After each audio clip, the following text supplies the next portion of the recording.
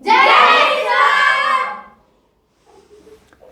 हिंद बच्चों, इस समय आप लोग महामना इंस्टीट्यूट के YouTube चैनल से जुड़े हुए हैं और इस चैनल में हम आप सबका स्वागत करते हैं। आज हम लोग class 9th physics Hindi medium NCERT book के 12 चैप्टर साउंड के अंतर्गत आज हम लोग पढ़ेंगे ध्वनि तरंग के अभिलक्षण यानी कैरेक्टरिस्टिक्स ऑफ साउंड वेव्स का हम लोग अध्ययन करेंगे।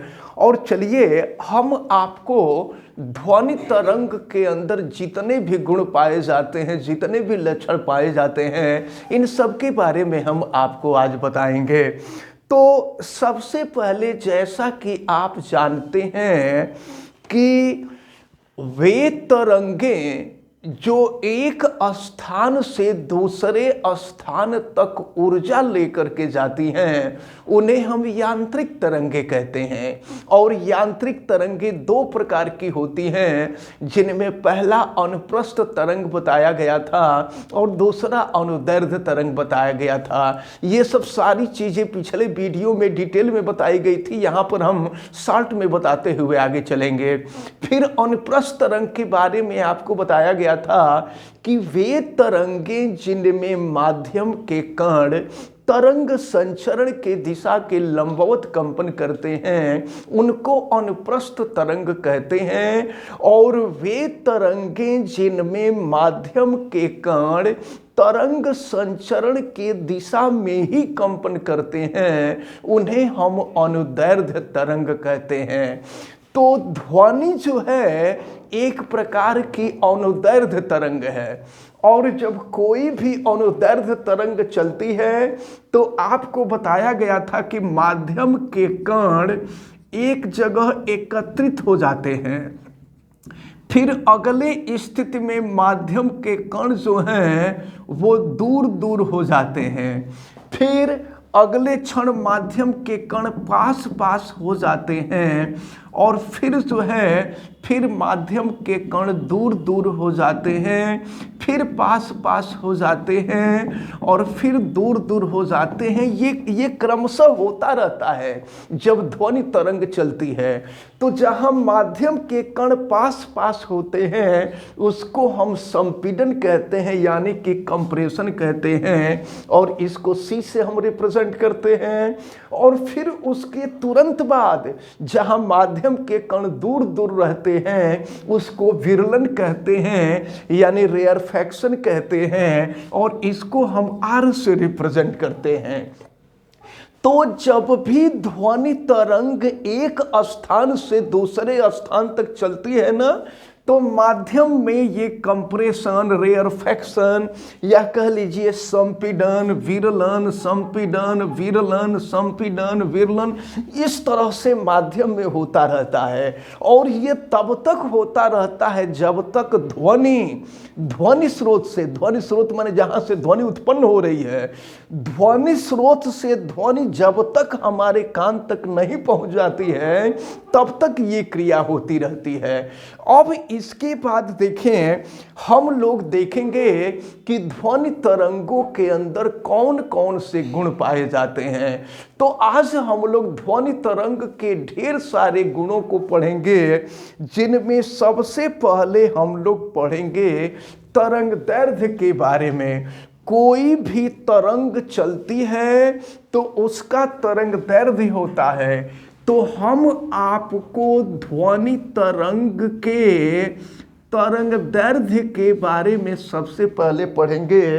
तरंग दैर्ध्य जिसको हम वेव लेंथ कहते हैं, वेव लेंथ कहते हैं, हम तरंग दैर्ध्य के बारे में बताने जा रहे हैं। जरा ध्यानपूर्वक देखिए, आपने संपीड़न देखा, विरलन देखा, संपीड़न देखा, फिर विरलन देखा। आप जरा ध्यान से देखिए, एक संपीड़न, ये संपीड़न यहाँ खत्म हो रहा है और दूसरा संपीड़न यहाँ शुरू हो रहा है, या ऐसे कह लीजिए कि एक विरलन यहाँ खत्म हो रहा है और दूसरा विरलन फिर यहाँ शुरू हो रहा है। तो क्रमागत का मतलब होता है क्रम से आने वाला। दो क्रमागत संपीड़न, ध्यान दीजिएगा, टेक्निकल इसलिए धीरे धीरे पढ़ा रहा हूं। दो क्रमागत संपीड़न अथवा दो क्रमागत विरलनों के बीच जो दूरी होती है, जब ध्वनि तरंग चलती है तो ध्वनि तरंग के चलने के उपरांत संपीड़न विरलन होता रहता है। तो दो क्रमागत संपीड़न अथवा दो क्रमागत विरलनों के बीच की जो दूरी होती है उसे हम ध्वनि तरंग का तरंग दैर्ध्य कहते हैं, और तरंग दैर्ध्य को हम लैम्ब्डा से प्रदर्शित करते हैं। और फिर इसका मात्रक जो होता है ये मीटर होता है। नॉर्मली हम लोग मात्रक एंगस्ट्राम भी कह दिया करते हैं, लेकिन अभी आपके सिलेबस में मीटर ही पढ़ना है, तो तरंग दैर्ध्य का मात्रक मीटर होता है। तो इस प्रकार तरंग दैर्ध्य की डिफिनीशन आपको क्लियर हुई कि दो क्रमागत संपीड़न अथवा दो क्रमागत विरलनों के बीच की दूरी को ही हम ध्वनि तरंग का तरंग दैर्ध्य कहते हैं। इसे लैम्ब्डा से प्रदर्शित किया जाता है और इसका मात्रक मीटर होता है। अब इसके बाद हम लोगों को पढ़ना है आवर्तकाल। आवर्तकाल क्या होता है, टाइम पीरियड क्या होता है या पीरियाडिक टाइम क्या होता है। तो ध्वनि तरंग के आवर्तकाल को हम पढ़ेंगे, यानी टाइम पीरियड के बारे में हम पढ़ेंगे। ये टाइम पीरियड देखिए, जितने भी इम्पोर्टेंट टर्म हैं उन सबको हम बता रहे हैं आज।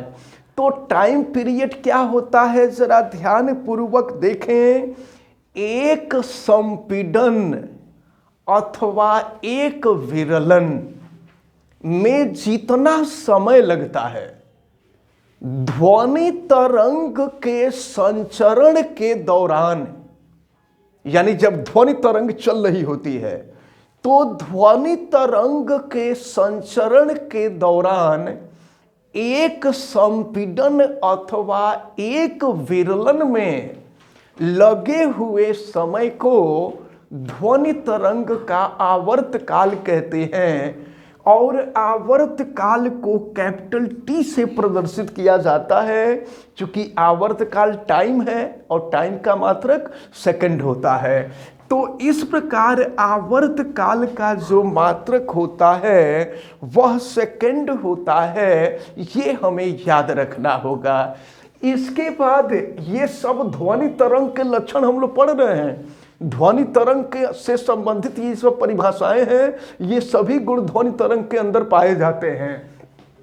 अभिलक्षण का मतलब गुण होता है, ध्वनि तरंगों के गुण हम पढ़ रहे हैं।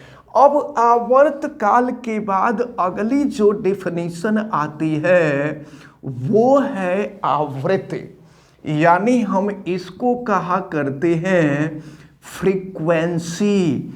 तो देखिए अब आवृत्ति क्या है हम आपको बता दें। तो देखें, ध्वनि तरंग के संचरण के दौरान, यानी जब ध्वनि तरंग चल रही होती है तो ध्वनि तरंग के संचरण के दौरान एक सेकंड में होने वाले संपीड़नों की संख्या अथवा विरलनों की संख्या को, यानी एक सेकंड में जितना संपीड़न होते हैं वो अथवा जितना विरलन होते हैं वो, तो एक सेकंड में होने वाले संपीड़नों अथवा विरलनों की संख्या को ही ध्वनि तरंग की आवृत्ति कहते हैं। आवृत्ति को ग्रीक भाषा के शब्द न्यू, ये ग्रीक भाषा का शब्द है। तो आवृत्ति को ग्रीक भाषा के शब्द न्यू से प्रदर्शित किया जाता है। और आवृत्ति जो होती है ये आवर्तकाल का व्युत्क्रम होता है, यानी आवृत्ति बराबर होता है 1 में आवर्तकाल। ये फार्मूला है, न्यू इक्वल टू होता है 1/t। और जानते हैं आवृत्ति की खोज करने वाले वैज्ञानिक का नाम हर्ट्ज था। हर्ट्ज, आवृत्ति की खोज वैज्ञानिक हर्ट्ज ने किया था। इसलिए आवृत्ति का जो मात्रक होता है वो हर्ट्ज होता है। लेकिन इसको शार्ट में हम लिखते हैं HZ लिखते हैं, तो HZ लिख देंगे, इसका मतलब ये हुआ कि ये हर्ट्ज हो गया। अब जरा ध्यान पूर्वक देखें तो अब जो है एक और टर्म हम लोगों को पढ़ना है जिसको हम कहते हैं तारत्व। तारत्व के बारे में हम लोग पढ़ेंगे। तारत्व जिसको कहते हैं पिच। तो तारत्व क्या होता है इसको आप जरा ध्यान पूर्वक देखें तो अब ऐसे समझ लीजिए कि किसी भी ध्वनि स्रोत से ध्वनि उत्पन्न हो रही है। भारी ध्वनि स्रोत तो ढेर सारे होते हैं, घंटा की भी आवाज आती है, फिर वाद्य यंत्र होते हैं, वाद्य यंत्रों से भी आवाज आती है, हारमोनियम बज रहा है, बेंजू बज रहा है, गिटार बज रहा है, सितार बज रहा है, ढेर सारे वाद्य यंत्र हैं जिनसे आवाज उत्पन्न होती है। तो अब आप ऐसे समझ लीजिए कि किसी भी ध्वनि स्रोत से उत्पन्न होने वाली ध्वनि को हमारा मस्तिष्क जिस प्रकार से अनुभव करता है उस अनुभव को ही हम तारत्व कहते हैं। अगर कोई ऐसा वाद्य यंत्र है, जैसे मान लीजिए कि हारमोनियम ही है या गिटार होता है, तो गिटार होता है या एक तारा होता है, जो भी हो, तो उस पर आप देखते हैं कि उस पे जो है जब रगड़ा जाता है तो ध्वनि उत्पन्न होती है। तो जब धीरे धीरे रगड़ेंगे, उसको रुक रुक करके रगड़ेंगे, तो उससे जो आवाज उत्पन्न होगी, जो ध्वनि उत्पन्न होगी, उसकी आवृत्ति कम होगी। आवृत्ति कम होने का मतलब 1 सेकंड में, भाई आवाज तब उत्पन्न होती है जब तार को आप रगड़ते हैं, उसको उसके ऊपर जो है आप उसको कह लीजिए कि उसको क्लिक करते हैं आप। जब उसको क्लिक करते हैं तो उसमें से आवाज उत्पन्न होती है। तो जब रुक रुक करके क्लिक करेंगे, मान लीजिए एक बार क्लिक कर लिए, फिर क्लिक किए, तो 1 सेकंड के अंदर जो ध्वनि उत्पन्न होती है, धीरे धीरे उत्पन्न करेंगे तो ध्वनि की आवृत्ति कम होगी। तो जब ध्वनि की आवृत्ति कम होती है, तो जब ध्वनि की आवृत्ति कम होती है तो उसका ये जो तारत्व है उसका तारत्व कम होता है। अब जब तारत्व कम होता है तो दिमाग उसको धीरे धीरे महसूस करता है, यानी ध्वनि को महसूस करना ही तारत्व कहलाता है। तो किसी ध्वनि को आप कैसे महसूस करते हैं?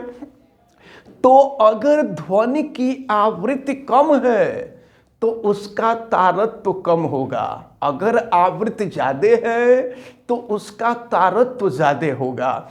और आप ऐसे समझ लीजिए कि अलग अलग जो वाद्य यंत्र होते हैं ना, अलग अलग वाद्य यंत्र का तारत्व अलग अलग होता है। इसीलिए देखते हम आर्केस्ट्रा का आनंद ले पाते हैं। आप देखते हैं कि आर्केस्ट्रा में, आर्केस्ट्रा का मतलब संगीत, संगीत को ही आर्केस्ट्रा कहा जाता है। लोग लगते हैं इसको गलत सेंस में लेने, ये संगीत को ही इंग्लिश में आर्केस्ट्रा कहते हैं और लोग आर्केस्ट्रा का मतलब नाच कंपनी समझ जाते हैं। तो देखें आर्केस्ट्रा का क्या मतलब होता है।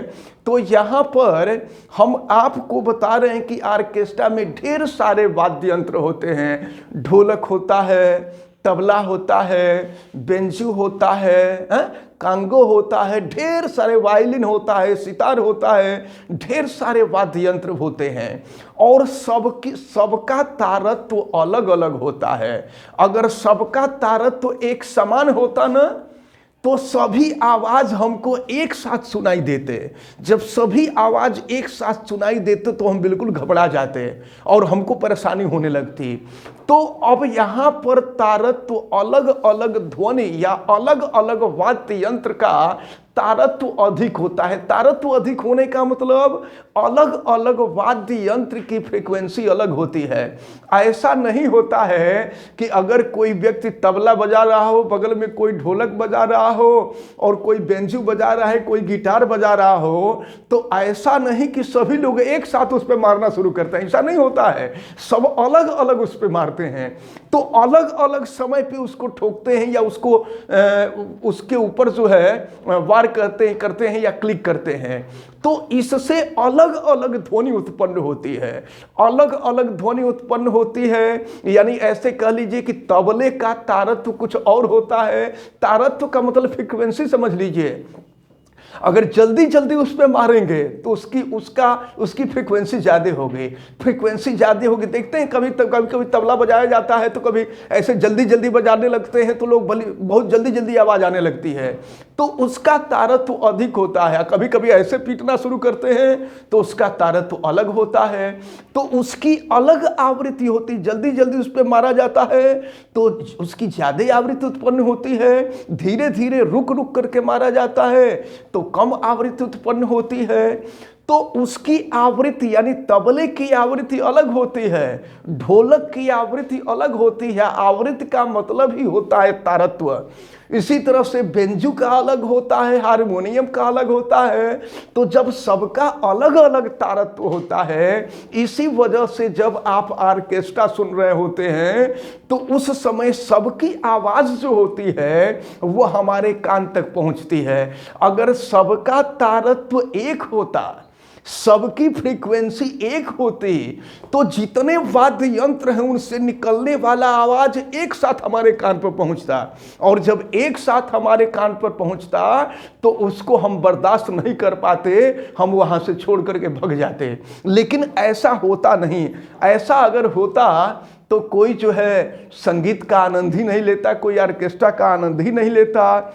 अब इसके बाद हम आपको एक और छोटी डिफिनीशन हम आपको बताएंगे और इसको हम कहते हैं आयाम। आयाम का मतलब होता है एम्पलीट्यूड। एम्पलीट्यूड। तो अब समझिए ये आयाम क्या होता है। तो आयाम में होता यह है कि देखिए, जब ध्वनि तरंग चलती है ना, तो ध्वनि तरंग में ऐसा नहीं होता है कि यहाँ वाले कण यहाँ चले गए, यहाँ वाले कण यहाँ गए, यहाँ वाले कण यहाँ गए, ऐसा नहीं होता है। ये कण जो होते हैं अपने जगह पे ही कंपन करते रहते हैं, अपने जगह पे ही कंपन करते हैं। माध्यम के जो कण होते हैं अपने जगह पे ही कंपन करते हैं। तो अपने जगह पर ही कंपन करने की वजह से होता ये है कि कंपन करते हैं तो इनकी ऊर्जा निकल करके यहाँ जाती है, इनकी ऊर्जा निकल कर यहाँ जाती है, इनकी ऊर्जा निकल करके इधर जाती है, और वही ध्वनि ऊर्जा होती है जो फिर चल करके हमारे कान तक पहुँचती है। तो अब जरा ध्यानपूर्वक समझें। तो मध्यमान स्थिति से, अगर हम किसी स्थिति को मध्यमान स्थिति माने, तो मध्यमान स्थिति से माध्यम के कण किसी एक दिशा में जितना अधिकतम विस्थापित होते हैं, मान लीजिए माध्यम का कण है और ये ऐसे गति कर रहा है, ऐसे कंपन कर रहा है, तो जब ऐसे कंपन कर रहा है तो मध्यमान स्थिति से किसी एक दिशा में जितना कंपन करता है, जितना विस्थापित होता है, यहां से इधर की तरफ इतना आ जा रहा है और यहां से इधर की तरफ इतना आ जा रहा है, तो इस अधिकतम विस्थापन को ही आयाम कहते हैं, एम्पलीट्यूड कहते हैं। और इसको ए से प्रदर्शित किया जाता है, और ये दूरी है तो दूरी का मात्रक मीटर होता है। ये छोटे छोटे टर्म्स हैं जिनको हमें अच्छी तरह से याद करना है। अब एक चीज हम आपको बता दें, अब यहां पर एक टर्म और आता है, ध्वनि की तीव्रता।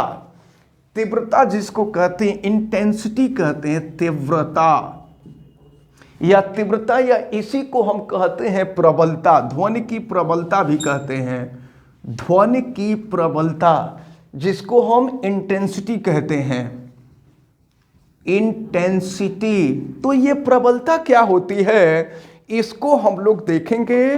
तो देखें, हम ये कह सकते हैं की एकांक क्षेत्रफल से, माध्यम के एकांक क्षेत्रफल से, ये माध्यम है जहां ध्वनि तरंग चल रही है, तो माध्यम के एकांक क्षेत्रफल से, एकांक क्षेत्रफल माने एक क्षेत्रफल से, माध्यम के एक क्षेत्रफल से एकांक क्षेत्रफल से प्रति सेकंड यानी एक सेकंड में किसी माध्यम के एकांक क्षेत्रफल से प्रति सेकंड में गुजरने वाली जो ध्वनि ऊर्जा होती है, इस ध्वनि ऊर्जा को ही हम ध्वनि की तीव्रता या ध्वनि की प्रबलता कहते हैं। अगर आवाज बहुत तेज आ रही है तो हम कहते हैं कि ध्वनि की तीव्रता बहुत ज़्यादा है।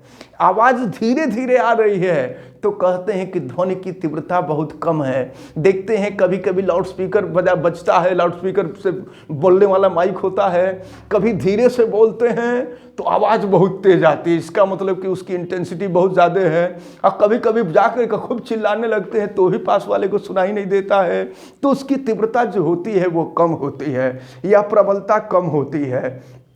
तो अब जो है यहाँ पर एक छोटा सा टर्म आ जाता है जिसको हम कहते हैं गुणता। गुणता या इसको कहा जाता है टिम्बर, इंग्लिश में कहते हैं टिम्बर, गुणता। तो गुणता क्या चीज होता है, इसको हम लोग जरा ध्यान पूर्वक देखें तो अब समझ लीजिए कि गुणता ध्वनि का लक्षण है, गुणता भी एक ध्वनि का लक्षण है। तो गुणता ध्वनि का वह लक्षण है जो समान तारत्व, तारत्व समान है, प्रबलता भी समान है, और उनको अलग अलग करने की जो क्षमता होती है उसी को हम गुणता कहते हैं। यानी समान आवृत्ति, समान तारत्व और समान तीव्रता के दो ध्वनियों में अंतर करने का जो गुण होता है इसी को हम कहते हैं गुणता। अब आप ऐसे समझ लीजिए कि अगर एकल आवृत्ति की कोई ध्वनि हो, एकल आवृत्ति की ध्वनि, एकल आवृत्ति की ध्वनि माने एक किसी वाद्य यंत्र के द्वारा ध्वनि उत्पन्न हुई हो, केवल एक वाद्य यंत्र के द्वारा ध्वनि उत्पन्न हुई हो, या हम कह सकते हैं कि एकल आवृत्ति हो। तो एकल आवृत्ति से उत्पन्न होने वाले ध्वनि को हम टोन कहते हैं, टोन। पहले देखते थे जब वो कीपैड वाला मोबाइल आता था तो उससे बजता था सारे जहां से अच्छा हिंदुस्तान हमारा, तो उसमें वो टोन होता था, उसमें केवल एक ही वाद्य यंत्र के द्वारा वो बजता था और सुनाई देता था।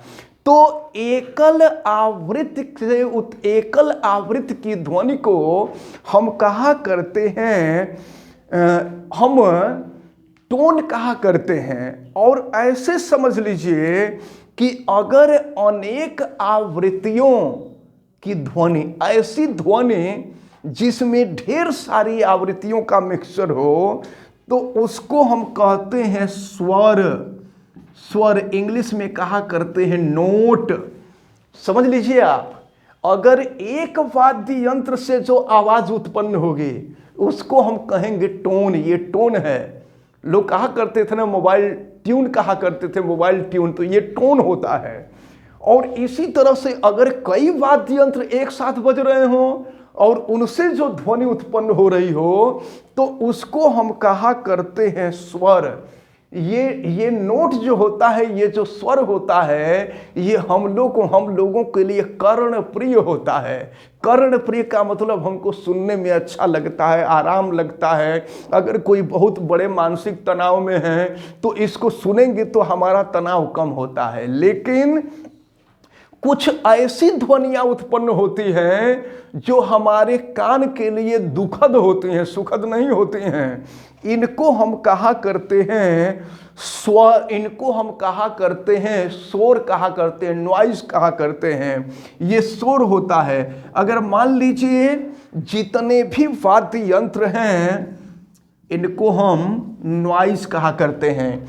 अब मान लीजिए जितने भी वाद्य यंत्र हैं सब अपनी आवृत्ति से बज रहे हैं तो वही आवाज हमको बड़ी अच्छी लगने लगती है।